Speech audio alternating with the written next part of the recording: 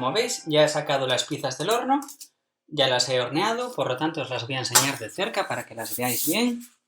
Quedó la masa bien tostadita por debajo, si las podemos ver por acá.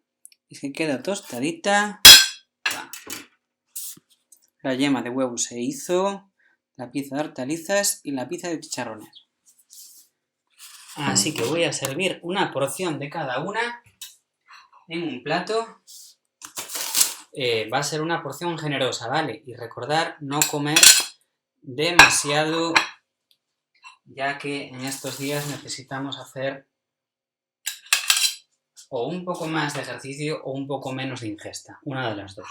Así que esta pizza de aquí, la de chicharrones, al tener la masa más gruesa y al tener carne es más consistente y tiene más calorías, más grasa, y esta pizza de aquí, al tener una masa más finita y al tener mayor contenido de fibra por la masa integral, pues es más baja en calorías y pues mayor contenido de fibra y más recomendable, por lo menos para estos momentos. No está tan, podemos consumirla, pero moderando un poquito la ingesta.